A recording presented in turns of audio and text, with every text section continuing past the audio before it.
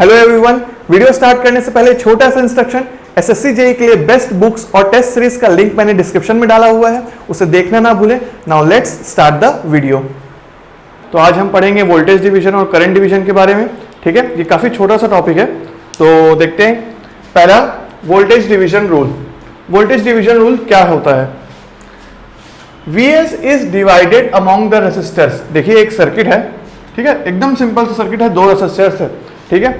अब voltage division rule ये बोलता है कि अगर ये सोर्स वोल्टेज है, ये क्या है?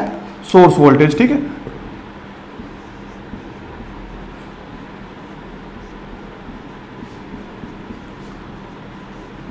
और एक रेसिस्टर R1 है, दूसरा रेसिस्टर R2 है।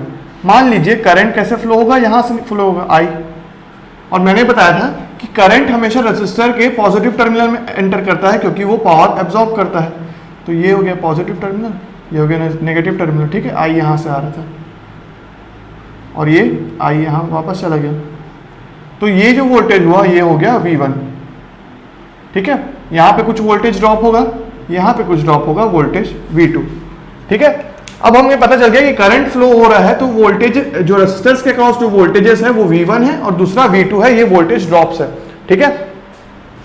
तो वोल्टेज डिवीजन रूल ये बोलता है कि जो ये सोर्स वोल्टेज है वो इन रेसिस्टर्स के अक्रॉस जो वोल्टेज ड्रॉप है उसके उन रेसिस्टर्स के वैल्यू के ऊपर डिपेंडेंट होगा कि कितना उनका वैल्यू वोल्टेज ड्रॉप्स होंगे, ठीक है। कैसे?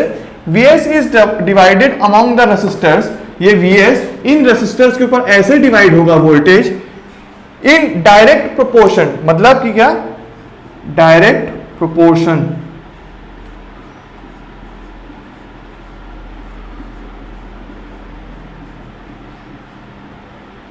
ठीक है।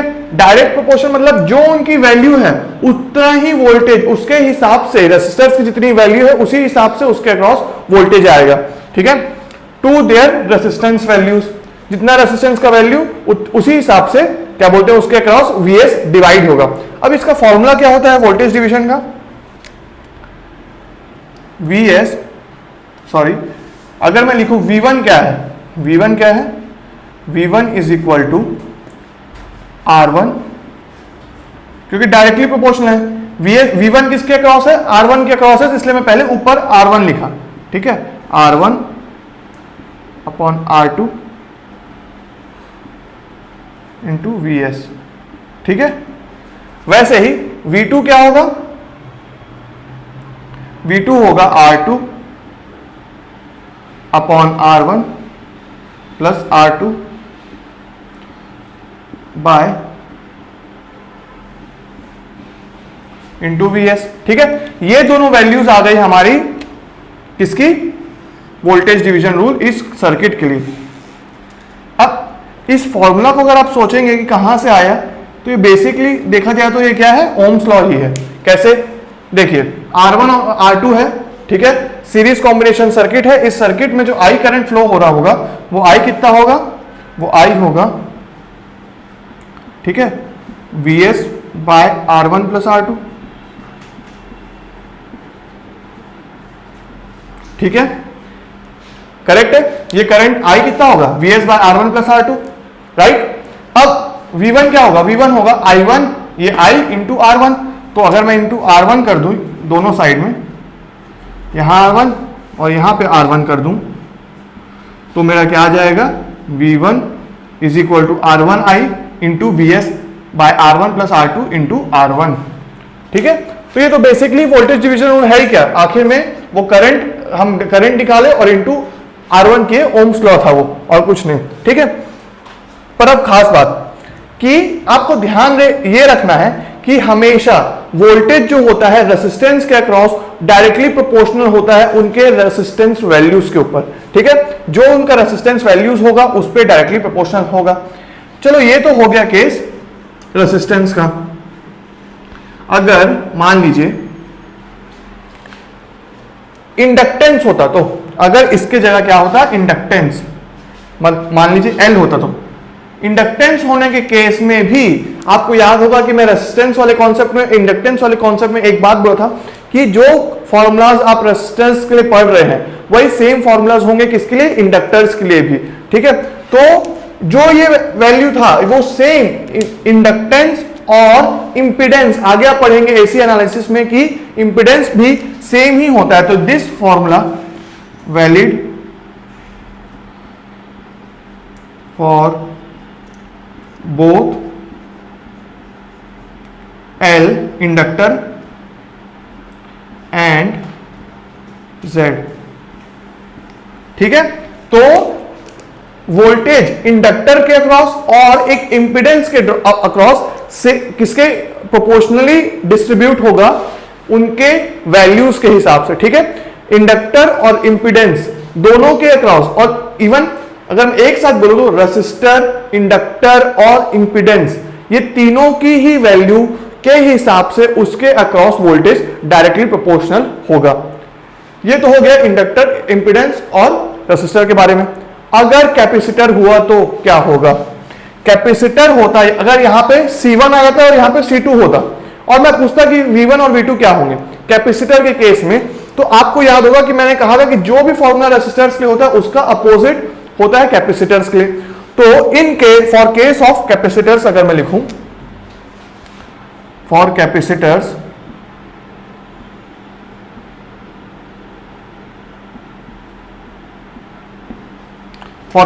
अगर मैं लिखूं तो V1 क्या आता मेरा, यहां पे अगर आप कैपेसिटर इमेजिन करें C1, यहां पे C2 इमेजिन करें तो उसके अक्रॉस V1 आता 1 बाय इनवर्स, उस केस में कैपेसिटर के केस में जो उसका अक्रॉस जो वोल्टेज स्तर होता वो इनवर्सली प्रोपोर्शनल होता उस कैपेसिटर के जो वैल्यू के, ठीक है, उस कैपेसिटर के वैल्यू के इनवर्सली प्रोपोर्शनल होता उसके अक्रॉस का वोल्टेज, ठीक है। V1 upon 1 by C1 plus 1 by C2 into Vs। अगर इसको मैं सॉल्व करूं तो ये हो जाएगा C2 upon C1 C2 into Vs, ठीक है। तो कैपेसिटर के लिए V1 is equal to C2 upon C1 plus C2। वैसे ही V2 कितना था, V2 आता मेरा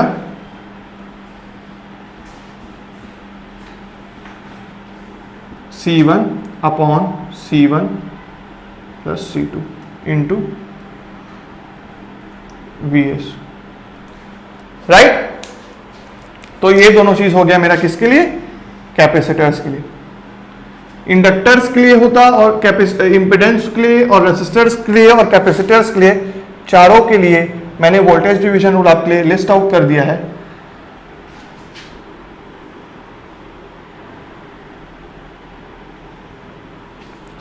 ठीक है, कैपेसिटर्स के लिए, और ये फॉर्मूला किसके लिए, R, L और Z के लिए। अब मान लीजिए अगर मैं ये बोलूं कि ये तो किस सर्किट के लिए था, सिर्फ 2 सर्किट के लिए, यहां पे अगर 3 रेसिस्टर्स, 4 रेसिस्टर्स और 5 रेसिस्टर्स आ जाते तो क्या होता, तो मैं लिखता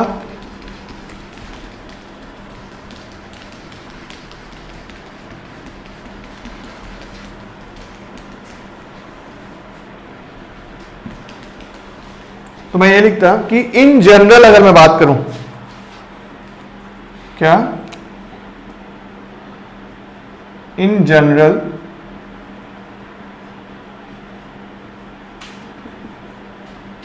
ठीक है, इन जनरल अगर n नंबर ऑफ रेसिस्टर्स है तो उस केस में वोल्टेज अक्रॉस एनी रेसिस्टर्स कैसे डिफाइन करेंगे हम, तब उस केस में Vn जो होता है आपका वो क्या होता है, directly proportional to the resistance value. तो Rn, n कोई सा भी वैल्यू हो सकता है, और ये हो जाता है R1 plus R2 plus so on Rn। n क्या हो सकता है, 1 हो सकता है, 2, 4 हो सकता है, 5 हो सकता है, 6 हो सकता है, कितना भी वैल्यू ले सकता है। अगर वैसे ही अगर कैपेसिटर होता तो Vn is equal to 1 by Cn upon 1 by C1 upon 1 by C2 plus 1 by Cn। तो ये जनरल फॉर्मूला हो गया हमारा वोल्टेज डिवीजन के लिए, ठीक है। और ये यहां पे मैं लिख देता हूं फिर से, also for L inductor and impedance. ठीक है, तो यहां पे हम वोल्टेज डिवीजन के बारे में सीख गए। जो हम देखे कि क्या बोलते हैं कि वो कुछ क्या था, बस एक करंट निकालते थे हम, और उसके बाद हम ओम्स लॉ बस लगा रहे थे इन केस ऑफ रेसिस्टर्स के लिए। ठीक है, अब चलते हैं करंट डिवीजन रूल के। तो अब चलते हैं हम अपने करंट डिवीजन रूल की तरफ। ठीक है, ये भी काफी इजी सा है। क्या कि ये है IS, ये सर्किट दिया हुआ है। आपको याद होगा कि वोल्टेज डिवीजन रूल में हमने सीरीज सर्किट लिया था जिसमें रेसिस्टर सीरीज में थे। क्यों सीरीज में, हम सीरीज सर्किट ही क्यों लिए, क्योंकि सीरीज में ही हमें पता है कि वोल्टेज डिफरेंट होता है, करंट सेम होता है। ठीक है, और इसमें हम पैरेलल सर्किट इसलिए ले रहे हैं क्योंकि हमें पता है कि पैरेलल सर्किट में करंट डिफरेंट होता है और वोल्टेज सेम होता है। और अगर ये है हमारा सोर्स वोल्टेज,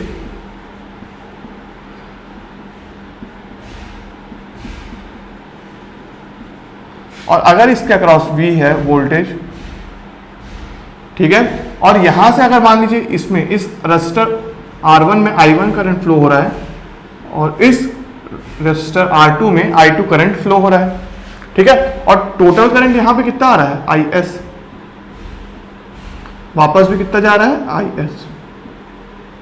तो हमें बताना है कि ये पैरेलल सर्किट में कैसे डिवाइड होगा ये करंट। जैसे कि हम सीरीज सर्किट में बताए थे कि वोल्टेज कैसे डिवाइड होगा।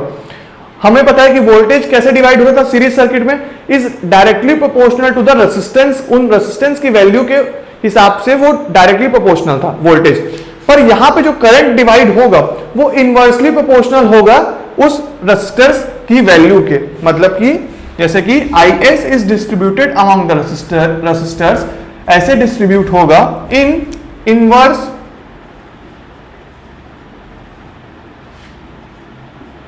proportion to their resistance values। उस रेसिस्टेंस वैल्यू की इनवर्सली प्रोपोर्शनल होगा।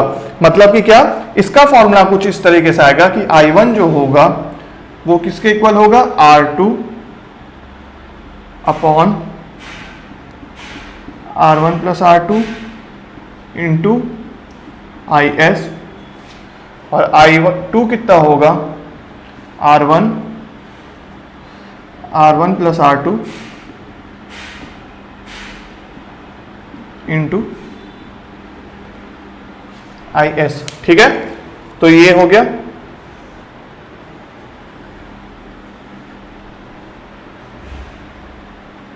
Inverse relationship. ठीक है, I1 डिपेंड कर रहा है किसके ऊपर, R2 के ऊपर, और ये आया कैसे, ये आया ऐसे, जैसे कि मैंने कैपेसिटर वाले में दिखाया था कि ये हो गया था I1 1/R1 inverse relationship upon 1/R1 plus 1/R2 into IS। तो जब इसको सॉल्व किए हम तब हमारे पास ये वाला इक्वेशन आया, इसलिए बोला गया कि ये इनवर्सली प्रोपोर्शनल है। ठीक है, करंट, राइट।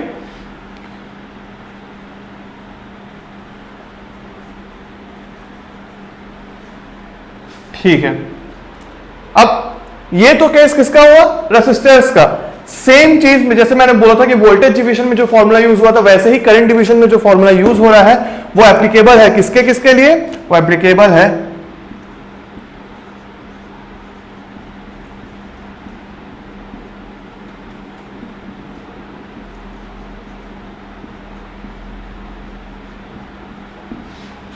L और Z के। ठीक है, और अगर इन रेसिस्टर्स के अलावा अगर कैपेसिटर होता तो जस्ट अपोजिट होता। वोल्टेज डिवीजन में वोल्टेज जो डिवाइड होता था रेसिस्टर्स, इंडक्टर्स और इंपीडेंस के वैल्यूज के डायरेक्टली प्रोपोर्शनल हो रहा था, पर कैपेसिटेंस के इनवर्सली प्रोपोर्शनल हो रहा था। वैसे ही करंट डिवीजन में आपका जो वैल्यू है वो रेसिस्टर्स, इंडक्टर्स, इंपीडेंस के वैल्यू से इनवर्सली प्रोपोर्शनली डिवाइड हो रहा था, और कैपेसिटेंस के डायरेक्टली प्रोपोर्शनल होगा। ठीक है, तो अगर मैं I1 लिखता इन केस ऑफ कैपेसिटर तो वो हो जाता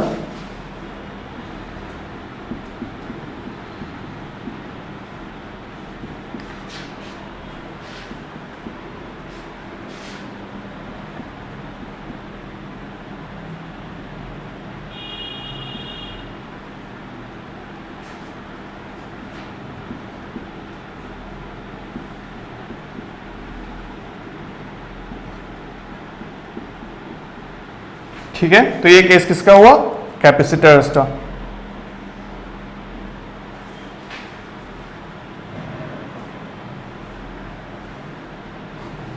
राइट, तो यहां पे हमारा करंट डिवीजन भी समझ में आ गया हमें कि ये फॉर्मूला होता है करंट डिवीजन का। तो अगर मैं जनरली बोलूं कि यहां पे तो सिर्फ 2 रेसिस्टर्स थे, अगर यहां पे 3 रेसिस्टर होते या 4 रेसिस्टर्स होते पैरेलल में, तो फिर इन जनरल क्या फॉर्मूला होता करंट डिवीजन का। सॉरी, सोर्स वोल्टेज लिखा हुआ है मैंने, यहां पे सोर्स करंट आएगा, ठीक है।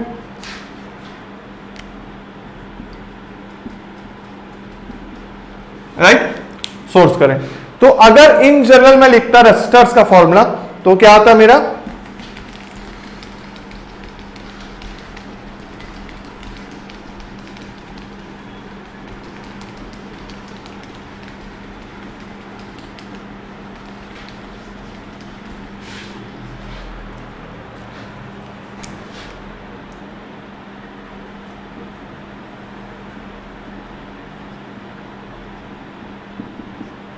इन जनरल अगर मैं लिखूं तो मेरा क्या आएगा कि I1 जो होता IN in case of n resistors, n number of resistors है, तो उस केस में उस रेसिस्टर्स के अक्रॉस का करंट, रेसिस्टर्स के थ्रू का करंट कितना होगा, वो होगा ऐसे।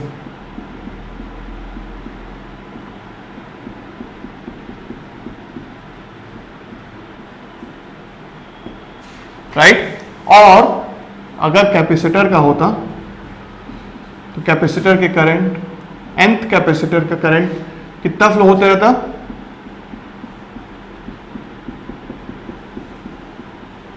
तो ये आ गया हमारे पास जनरल फॉर्मूला भी, ठीक है, करंट डिवीजन का। राइट, तो यहां पे R,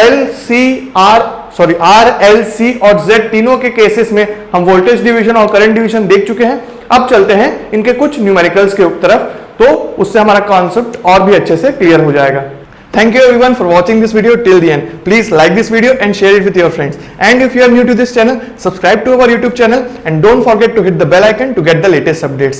SSC JEE के लिए बेस्ट बुक्स और टेस्ट सीरीज का लिंक मैंने डिस्क्रिप्शन में दे दिया है, और अगर आप हमारा टेलीग्राम चैनल ज्वाइन करना चाहते हैं तो उसका लिंक भी मैंने डिस्क्रिप्शन में और फर्स्ट कमेंट में दे दिया है। तो मिलते हैं नेक्स्ट वीडियो में, तब तक के लिए हैव अ गुड डे, सी या।